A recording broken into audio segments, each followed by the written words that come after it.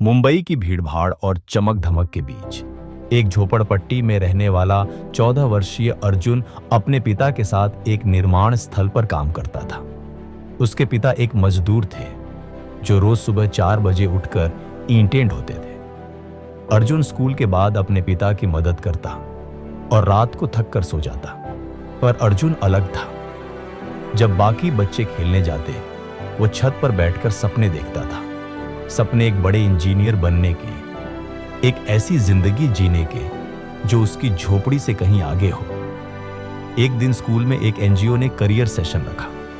वहां एक युवा इंजीनियर आया जिसने आईआईटी से पढ़ाई की थी और बताया कि कैसे शिक्षा किसी की किस्मत बदल सकती है। उसकी बातें अर्जुन के दिल को छू गई। पहली बार उसे लगा, मैं भी कर सकता हूं। उसने अपने गुरुजी से पूछा, सर, क्या मैं भी आईआईटी जा सकता हूं? गुरुजी ने मुस्कुराकर कहा, अगर तुम्हें जुनून है तो क्यों नहीं। घर आकर अर्जुन ने पिता से कहा कि वह इंजीनियर बनना चाहता है। पिता ने सिर झुका लिया।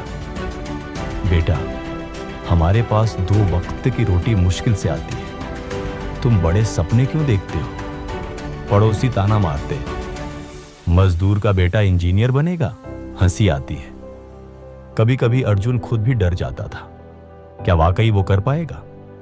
एनजीओ के एक वॉलंटियर रजत भैया अर्जुन की लगन से प्रभावित हुए। वे हर रविवार आते और अर्जुन को पढ़ाते। उन्होंने उसे एक पुराना लैपटॉप दिया और इंटरनेट से जेईई की तैयारी करवानी शुरू की। रजत भैया कहते, सपना देखना आसान है अर्जुन, पर उसे पूरा करने के लिए मेहनत खून पसीने की मांग करती है। अर्जुन ने तय कर लिया कि वह जेईई की परीक्षा देगा। हर दिन स्कूल से आकर रात तक पढ़ाई करता। कई बार बिजली नहीं होती तो वह स्ट्रीट लाइट के नीचे बैठता। भूख लगती तो पानी पीकर पड़ता। उसके कुछ दोस्त उसका मजाक उड़ाते थे, लेकिन कुछ सच्चे दोस्त जैसे सलीम और पिंकी हमेशा उसका साथ देते। पिंकी उसकी नोट्स बनवाने में मदद करती और सलीम रात में जागकर उसके साथ पढ़ता। रास्ता आसान नहीं था। एक दिन उसके पिता बीमार पड़ गए और अर्जुन को काम पर जाना पड़ा। 2 महीने पढ़ाई छूट गई। एक बार परीक्षा में बहुत खराब अंक आए और अर्जुन टूटने लगा। उसने रजत भैया से कहा, शायद आप सही थे, ये मेरे बस की बात नहीं। रजत भैया ने चुपचाप एक शीशा उसके सामने रखा और कहा, इसमें देखो, क्या तुम्हें वो लड़का दिखता है जो हार मान लेगा? अर्जुन की आंखों में आंसू थे, पर साथ ही आग भी। जेईई की परीक्षा सिर पर थी। अर्जुन दिन रात एक कर रहा था। परीक्षा के दिन भारी बारिश हो रही थी। झोपड़ी की छत टपक रही थी। नोट्स भीग गए थे। केंद्र तक पहुंचने के लिए उसे 2 किलोमीटर पैदल चलना पड़ा। भीगे कपड़ों में कंपते हाथों से उसने पेपर हल किया। परीक्षा के बाद उसने खुद से कहा, अब जो होगा देखा जाएगा। मैंने हार नहीं मानी, यही मेरी जीत है। रिजल्ट के दिन अर्जुन के पास इंटरनेट नहीं था।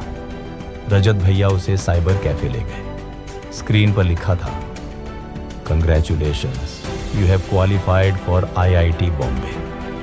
अर्जुन की आंखों से आंसू निकल पड़े। पहली बार उसके पिता ने उसे गले लगाकर कहा, माफ कर बेटा, तुझ में मुझसे ज्यादा हिम्मत है। आईआईटी में दाखिला लेकर अर्जुन ने वादा किया था, वो दूसरों के लिए भी रजत भैया जैसा मेंटर बनेगा। पढ़ाई के साथ साथ उसने एक ऑनलाइन चैनल शुरू किया, जहां वह हिंदी में गरीब बच्चों को जेईई की तैयारी करवाने लगा। उसके चैनल का नाम था झोपड़ी से आईआईटी तक। 4 साल बाद अर्जुन एक मल्टीनेशनल कंपनी में सॉफ्टवेयर इंजीनियर बन गया। अब उसके घर में टपकती छत नहीं थी, बल्कि पक्के सपनों की छत थी। उसने अपने झुग्गी क्षेत्र में एक कोचिंग सेंटर खोला, जहां वो सैकड़ों बच्चों को मुफ्त पढ़ाता था। अर्जुन अब सिर्फ एक लड़का नहीं था, वो एक मिसाल था। एक दिन वही एनजीओ फिर से स्कूल में करियर सेशन के लिए आया। इस बार स्पीकर कोई और नहीं बल्कि अर्जुन था।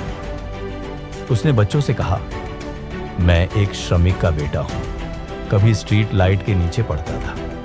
लोग हंसते थे, लेकिन मैंने सपनों को जिंदा रखा। अगर मैं कर सकता हूं तो तुम भी कर सकते हो। सपने देखो, मेहनत करो। और फिर देखो दुनिया कैसे बदलती है।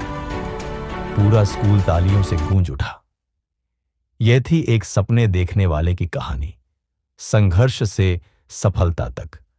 क्योंकि जब इरादे मजबूत हों तो हालात झुक जाते हैं।